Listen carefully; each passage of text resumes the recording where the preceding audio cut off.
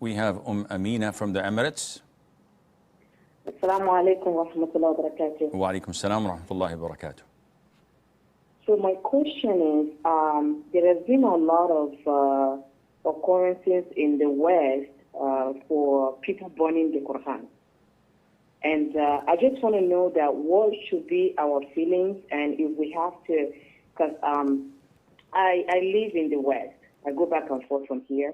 And I do know a lot of people that do not believe in God that could do something like this. So if we're close to someone or we live around people that want to do something like this around us, what should be our reaction?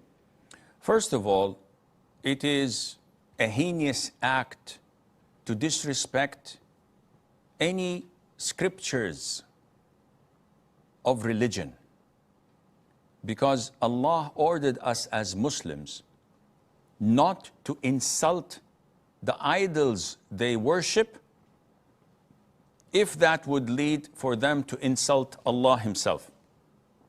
So it is a despicable act to do.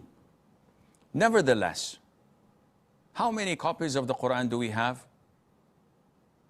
Millions and hundreds of millions, if not billions. What happens if we have a damaged copy of the Quran? How do we honor it? In order to get rid of it, we either shred it beyond recognition or burn it. So we ourselves consider burning the Quran honoring it. Of course, this disbeliever, this kafir, is doing it to insult the Quran. He's doing it to humiliate the Muslims and provoke them. If you listen to what he's doing and start marches and protests and burning shops and attacking the police force, you're falling into his trap and you're playing his game and you're achieving his objectives. Rather, turn the table in his head. Don't do anything.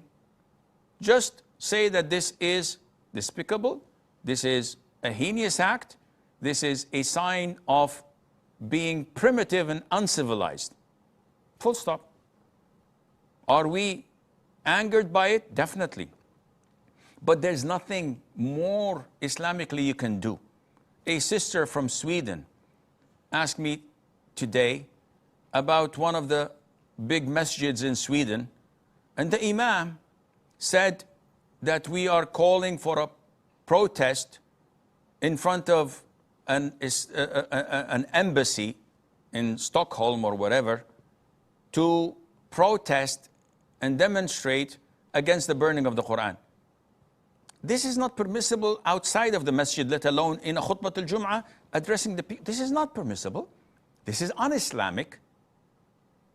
But this is the type of quote-unquote scholars they have in the West, who are hand-picked. And this is what they teach. So you can imagine what would be the result. Next week, when they do this demonstration, few hooligans would infiltrate the crowds, killing a police officer, burning a car, destroying property. And who would be blamed? The Muslims. In the parliament, it would backfire and everybody would call, curb the adhan, don't let young women wear the hijab, ban the masjids, don't let them come, it has to be supervised, no teachings of Islam. Because of what? So-called hot-blooded person came, we have to demonstrate, we have to do. Akhi, it's un-Islamic. But they don't know. Ignorant people were made to be representative of Islam, to lead the crowds without knowledge. And this is our problem in the Muslim world. When you go to countries in the subcontinent, without naming names, you find marches in the hundreds of thousands, in the millions, protesting over an apostate, on burning the Quran, on this, on that. MashaAllah, they're so hot-blooded, they love Islam. What happens in the process? The poorest country in the world, though it can be one of the richest with their natural resources, But the corruption in the government, in the parliament, in the ministries, in the businessmen, in the Islamic leaders, they divided the whole nation. Demonstrations, oppositions, demonstration, the government authority, demonstration. Go to the street, kill, loot, do whatever you want. We'll justify it, but stay asleep. Don't progress. Don't evolve. Don't become a nation that leads others. Rather be followers of Tom, Dick, and Harry. So this is problematic. Hate it, denounce it, but don't do anything that Islam does not permit, and Allah knows best.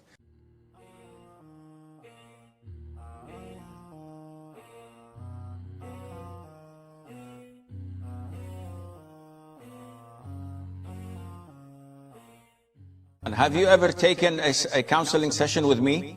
Go to my website and you will find counseling sessions and apply for one. If you can afford it, that's good for you. If you cannot, you're entitled for one free session. And this is for everybody. If they can affirm by Allah that they cannot afford it because they're poor, I'll give them one free session without a problem, a full half an hour. So come to me and let's speak about it, inshallah, within the following 2 days or 3 days. And bi'idhnillah azza wa jal, I will try and seek Allah's guidance to solve your problem once and for all, bi'idhnillah.